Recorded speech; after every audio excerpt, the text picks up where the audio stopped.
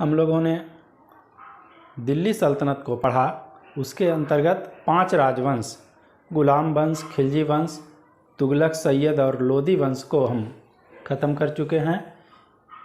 और मुग़ल वंश को पढ़ने से पहले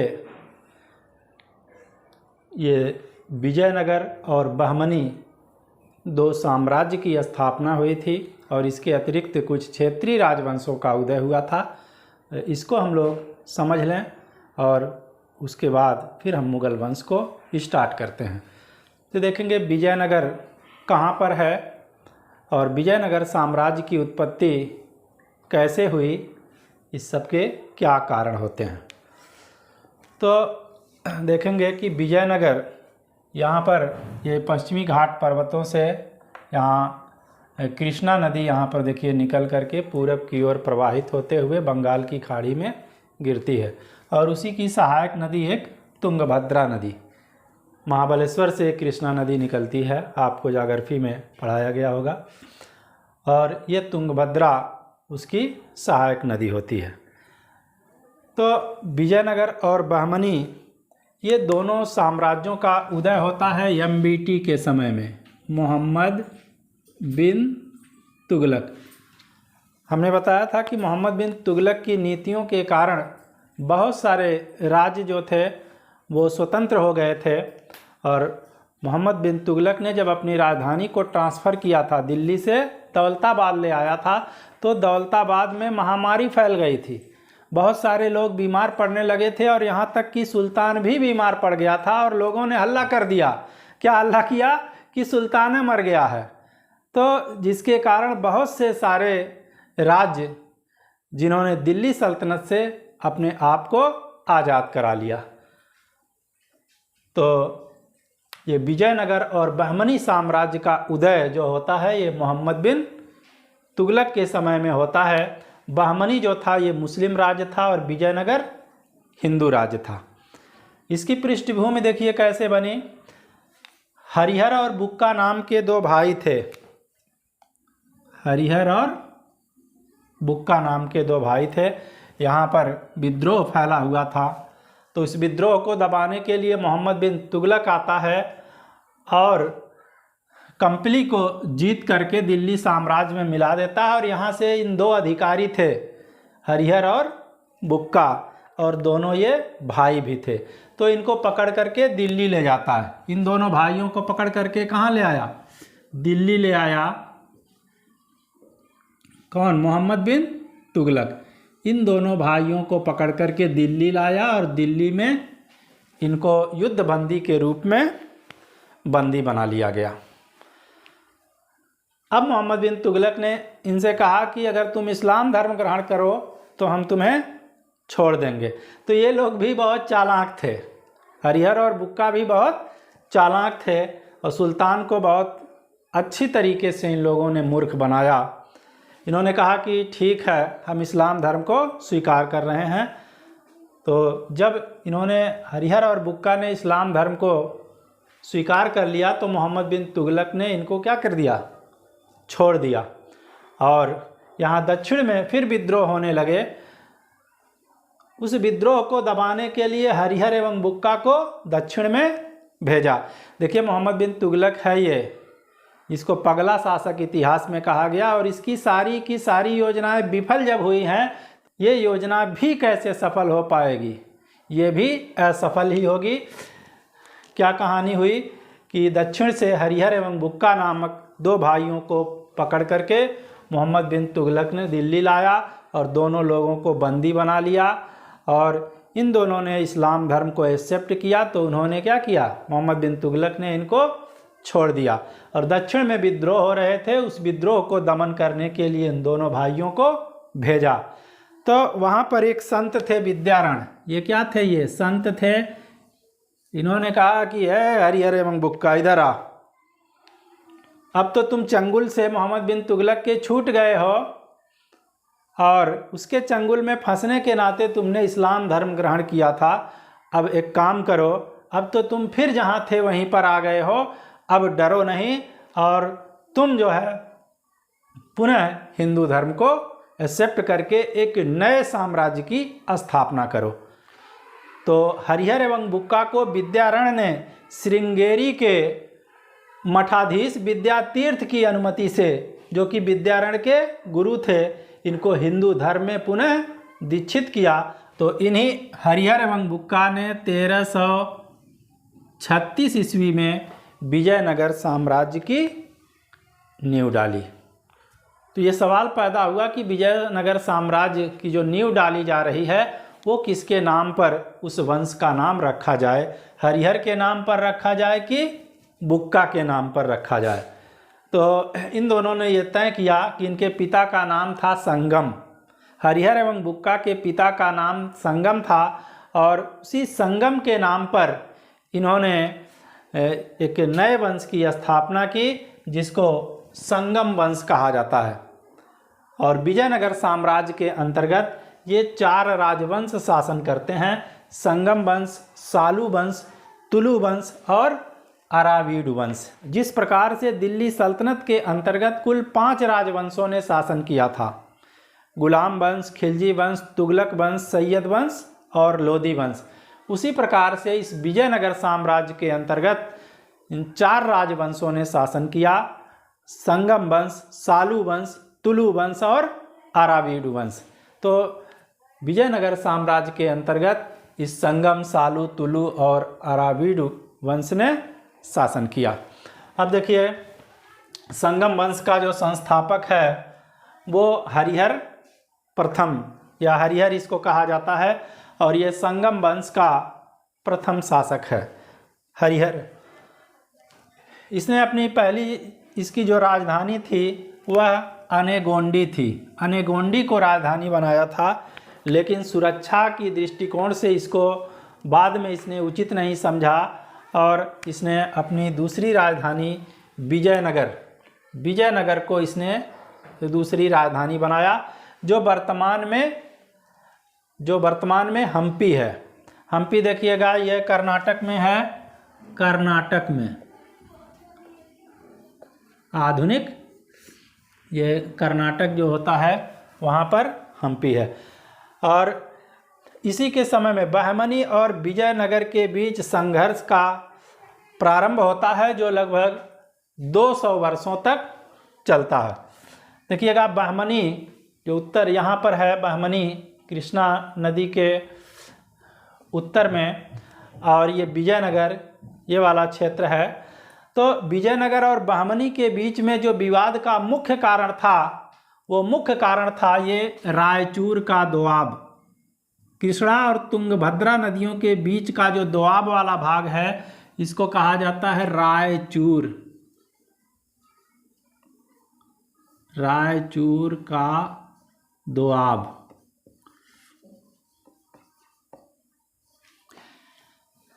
दोआब कहा जाता है, 2 नदियों के बीच की जो भूमि होती है उसी को दोआब कहते हैं। और दोआब जो होता है बहुत ही फर्टाइल लैंड होता है, बहुत उपजाऊ क्षेत्र होता है। तो कृष्णा और तुंगभद्रा नदियों के बीच का जो ये क्षेत्र था, इसी को क्या कहा गया?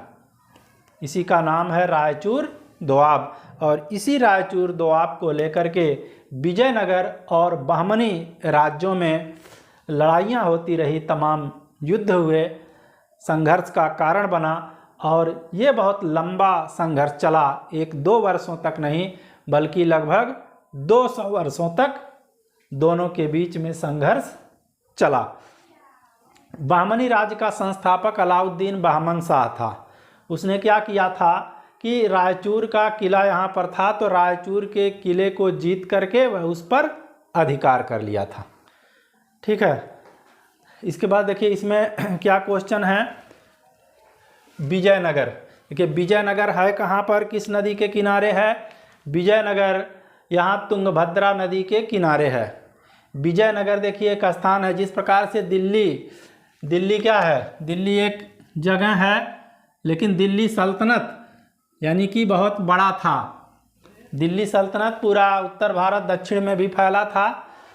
तो उसी प्रकार से विजयनगर एक जगह का नाम है, और विजयनगर एम्पायर जो है वो बड़ा है। उसी प्रकार से बहमनी होता है। तो इससे देखिएगा अभी तक हमने जो बताया इससे क्या क्वेश्चन बन सकते हैं। विजयनगर साम्राज्य के अंतर्गत कुल कितने राजवंशों ने शासन किया? 4 राजवंशों ने, संगम, सालू, तुलु, अरवीड। ठीक है। विजयनगर की स्थापना किसके समय में की गई? विजयनगर की स्थापना मोहम्मद बिन तुगलक के समय में की गई। किसने किया? हरिहर एवं बुक्का ने किया। और कब किया? 1336 ईस्वी में किया। हरिहर एवं बुक्का के गुरु कौन हैं? विद्यारण। और इन्हीं के कहने पर ये हिंदू धर्म में ये लोग परिवर्तित हुए थे और विजयनगर साम्राज्य की स्थापना की थी। ठीक है। हरिहर प्रथम संगम वंश का प्रथम शासक था और इसकी पहली राजधानी अनागोंडी, और सुरक्षात्मक दृष्टिकोण से इसको अनेगोंडी को उसने उचित नहीं समझा और विजयनगर को दूसरी राजधानी बनाया, जो वर्तमान में हम्पी में है। हम्पी में देखिएगा ये कर्नाटक में पड़ता है और हम्पी में विजयनगर के अवशेष पाए गए हैं। और बहमनी और विजयनगर के बीच जो संघर्ष का प्रारंभ होता है वो यहीं से होता है और रायचूर क्षेत्र को, रायचूर दोआब को लेकर के बहमनी और विजयनगर के बीच लगभग 200 वर्षों तक संघर्ष चलता है। हरिहर के बाद बुक्का संगम वंश का शासक बनता है और ये हरिहर का भाई है। इतिहास में हमेशा होता आया है अक्सर कि शासक के मरने के बाद उसका लड़का शासक बनता है, लेकिन यहाँ पर हरिहर की मृत्यु के बाद उसका भाई बुक्का प्रथम शासन बनता है और इसने हिंदू धर्म की सुरक्षा का दावा किया और वेद मार्ग प्रतिष्ठापक की उपाधि धारण की। इसकी उपाधि देखिए महत्वपूर्ण है, वेद मार्ग प्रतिष्ठापक की उपाधि धारण करता है और वेदों के भाष्यकार थे ये सायणाचार्य, इनको अपने दरबार में राजाश्रय देता है। और बुक्का प्रथम का ये पुत्र है कंपा। कंपा कौन है? इसका पुत्र है। किसका? बुक्का प्रथम का पुत्र है कंपा और इसने मदुरा विजय की थी। मदुरा यहाँ पर देखिए वेगई नदी के किनारे मदुरा होता है, मदुरा विजय की थी। और कंपा की पत्नी गंगा देवी है। गंगा देवी ने, जो कंपा ने मदुरा का विजय किया है और उस पर इसने एक बुक लिखी है मदुरा विजयम, जिसमें मदुरा विजय का बहुत ही अच्छा उल्लेख किया है इस गंगा देवी ने। हमने कहा बुक्का प्रथम का पुत्र कंपा है। कंपा ने मदुरा विजय किया है, मदुरा को जीता है और इस कंपा की पत्नी गंगा देवी ने मदुरा विजयम नामक पुस्तक लिखी है और उसमें बहुत ही अच्छे ढंग से इसका उल्लेख किया है। तो गंगा देवी कौन है? ये पत्नी है किसकी? इस कंपा की। उसके बाद अगला शासक होता है हरिहर द्वितीय और हरिहर द्वितीय पहला ऐसा शासक है इस वंश का जिसने महाराजाधिराज की उपाधि धारण की और यह हनुमान जी की तरह से लंका में भी कूद गया। लंका में कूद गया और वहाँ के राजा को हरा करके, श्रीलंका के राजा को हरा करके इनसे टैक्स वसूला। तो यह इसकी एक महत्वपूर्ण उपलब्धि होती है। इसके बाद देवराय प्रथम संगम वंश का अगला शासक होता है और इसने अपनी सेना में तुर्क धनुर्धरों को शामिल किया और इसके समय में इटली देश का प्रसिद्ध यात्री निकोलो कोंटी विजयनगर साम्राज्य की यात्रा पर आया था और इसने निकोलो कोंटी ने यह उल्लेख किया कि विजयनगर साम्राज्य में सती प्रथा है और विजयनगर साम्राज्य में बहुविवाह की प्रथा पाई जाती है। तो निकोलो कोंटी विजयनगर साम्राज्य की यात्रा करता है। ये इतालवी यात्री है, इटली देश का रहने वाला है और इसने भारत में बहुविवाह प्रथा का उल्लेख करता है। इटली थोड़ा सा हम लोग देख लें, यहाँ पर कहाँ पड़ेगा इटली? ये देखिएगा अफ्रीका महाद्वीप है ये लाल सागर, यहाँ पर ये काला सागर है, ये भूमध्य सागर है, ये तो इटली यहाँ पर भूमध्य सागरी देश होता है। तो इसी इटली देश का रहने वाला था ये निकोलो कोंटी। इसने विजयनगर की यात्रा की किसके समय में? देवराय प्रथम के समय में, और विजयनगर साम्राज्य में सती प्रथा का यह उल्लेख करता है। और इसने क्या बताया?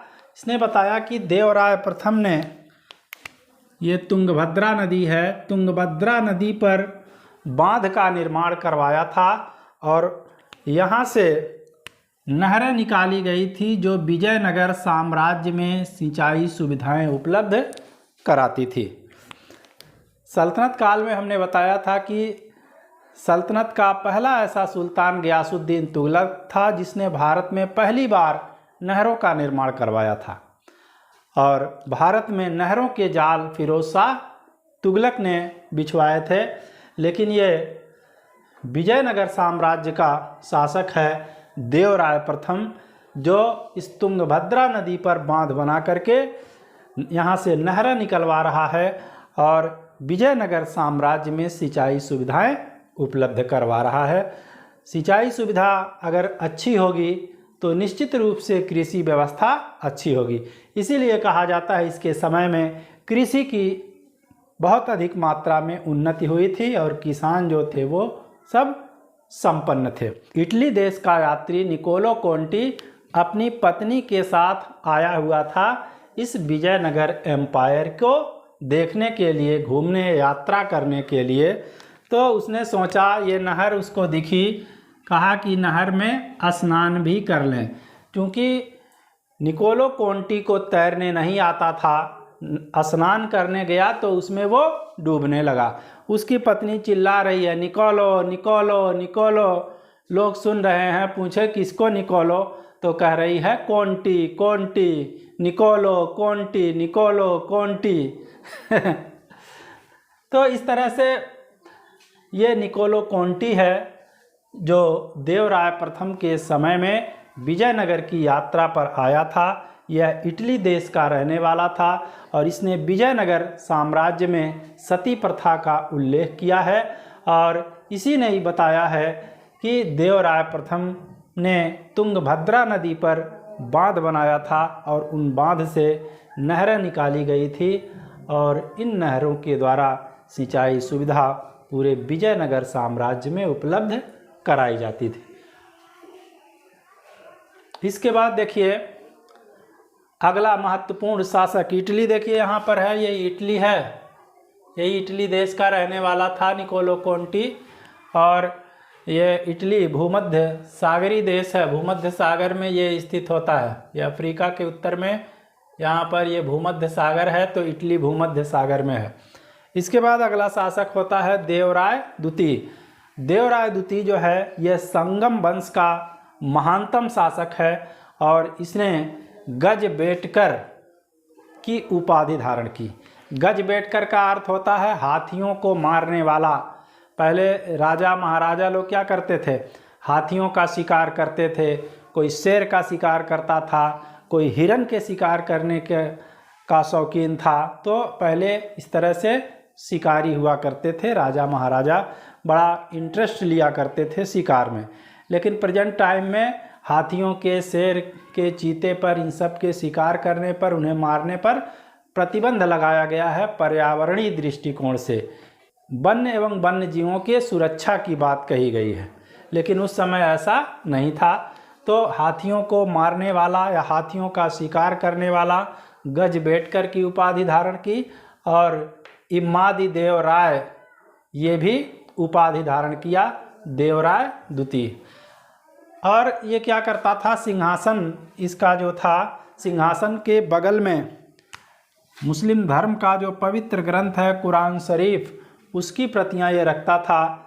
और यह पहली बार बड़ी संख्या में मुस्लिम सैनिकों की नियुक्ति की, और ये कहा जाता है कि 2000 तुर्क धनुर्धरों को इसने अपनी सेना में शामिल किया। और इसके समय में फारस, ईरान को कहा जाता है, फारस का एक राजदूत आता है जिसका नाम है अब्दुर रज्जाक। अब्दुर रज्जाक ईरान के शासक शाहरुख का दूत है। अब्दुर रज्जाक किसका दूत है? ईरान के शासक शाहरुख का दूत है। विजयनगर की यात्रा पर आया था। किसके समय में? देवराय द्वितीय के समय में आया था और इसको विजयनगर साम्राज्य बहुत ज़्यादा पसंद आया। उसने विजयनगर साम्राज्य की बड़ी प्रशंसा की। उसने कहा कि विजयनगर साम्राज्य जो है, विजयनगर जो है, यह संसार के बहुत सुंदर नगरों में से एक है। इस देवराय के बाद संगम वंश का कोई महत्वपूर्ण शासक नहीं है। उसके बाद अगला वंश आता है, दूसरा वंश सालू वंश। सालू वंश का संस्थापक सालू नरसिंह होते हैं। इस वंश में भी कोई महत्वपूर्ण शासक नहीं है। अगला वंश आएगा तुलु वंश, और तुलु वंश में एक नाम आएगा कृष्णदेव राय। और कृष्णदेव राय न केवल तुलु वंश का बल्कि पूरे विजयनगर साम्राज्य का सबसे महान शासक है, सबसे प्रतापी शासक है, सबसे योग्य शासक होता है। उसके बारे में हम अगली वीडियो में चर्चा करेंगे। आज के वीडियो में बस इतना ही। अगली वीडियो में हम फिर मिलते हैं, तब तक के लिए धन्यवाद।